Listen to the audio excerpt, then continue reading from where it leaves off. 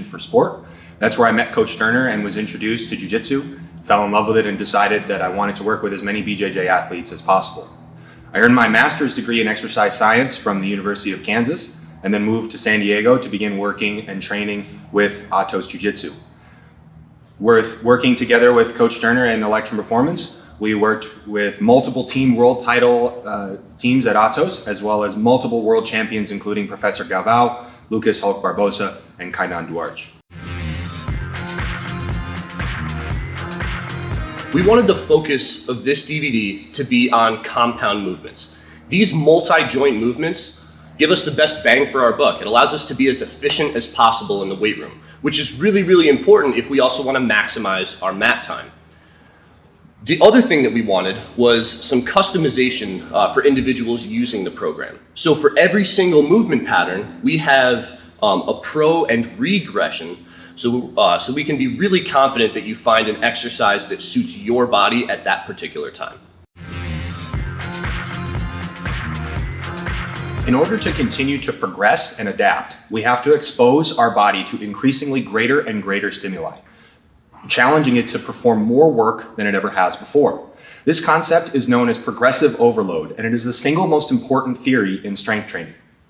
Now, progressive overload can occur in a number of different ways, whether we're performing more volume, the same amount of work in less time. There are so many different ways that we can expose our body to new challenges. This program focuses on two main types of progression: load progression, or increasing the weight that we're utilizing for our exercises. And for almost all of these movements, we focus on barbell and dumbbell movements so that it's very easy to track your weight, or bodyweight exercises where we're typically going to be performing more reps.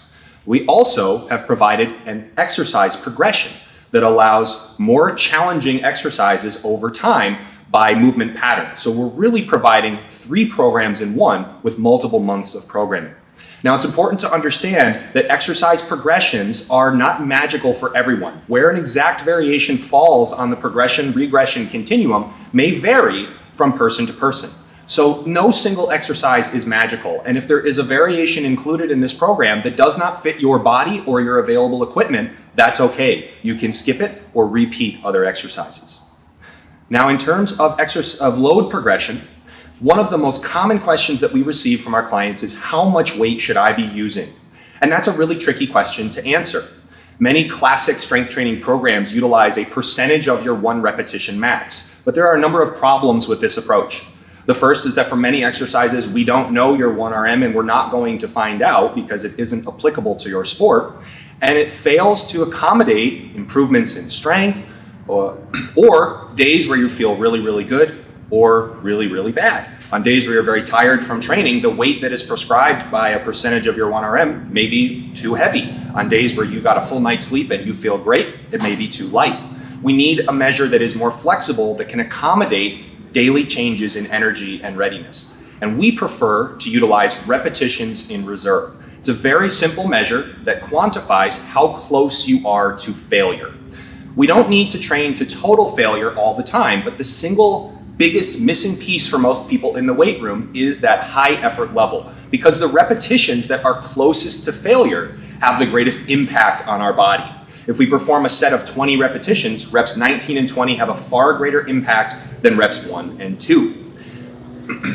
We use a very simple measure, or a rough estimate, that if we are somewhere from 0 to 3 repetitions in reserve, for example, performing a set of 8 repetitions with a weight where we could perform 10 if we absolutely had to, would mean a repetitions in reserve of 2. We have 2 reps left in the tank.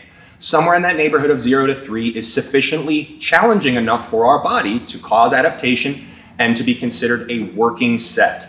If we have more than 3 or 4 repetitions in the tank, we would consider that a warm-up set or a ramp-up set, and we can always add weight. Hopefully this will really allow you to get the most out of your program and really start asking yourself that question: how many more reps could I have performed if I was going to failure? This is going to be the best way for you to be able to make progress in the weight room and improve your performance on the mats. Any warm-up has 3 main goals. The first is to increase your heart rate. The second is to increase your core body temperature. And the third is to prime our neuromuscular system to train and perform. Warm-ups do not have to be complicated, and they also don't have to be lengthy. Oftentimes 5 or 10 minutes is really all it takes, but they're hugely important for decreasing the risk of injury and improving performance. Many people in the weight room are guilty of just hopping right to the bar and putting heavy weight on immediately. But we would never perform that same type of concept on the mats. We would never just throw our gi on and hop right into live rolling. We like to use the example of a sprinter. You would never see a sprinter just hop right to the blocks and try to set a world record. We would start with a light jog, then a 50% effort fly-in, then 75% effort, then getting started in the blocks, and finally time to compete. And our warm-ups will serve that same type of purpose. Next, we're going to show a simple total body dynamic walking warm-up that will help prepare you to perform at your best. First is a quad pull to RDL reach, which is a great way to stretch the quad and hip flexor group on one leg while challenging core stability and glute and hamstring activation on the other side. So Coach Stern is going to grab his left leg, squeeze his left glute to help increase the stretch, and then he's going to reach and hinge through his right leg. Then we can go a couple steps, so anywhere where you have space is great, and then switch sides. Let's go ahead and rotate 90 degrees so you can see the movement from the other side. So you can see he's really trying to move as much as possible through the hip while getting a nice stretch. And roughly 10 repetitions per side will be great. Next is a sweeping hamstring stretch, which stretches the hamstrings while also moving the spine and shoulders through its full range of motion. So you can see that Coach Stern is going to put his left leg in front, just with the heel in contact, then reaching down to the toes and all the way up to his full standing position. A couple steps, switch sides, stretch and reach, and about 10 reps per side here as well.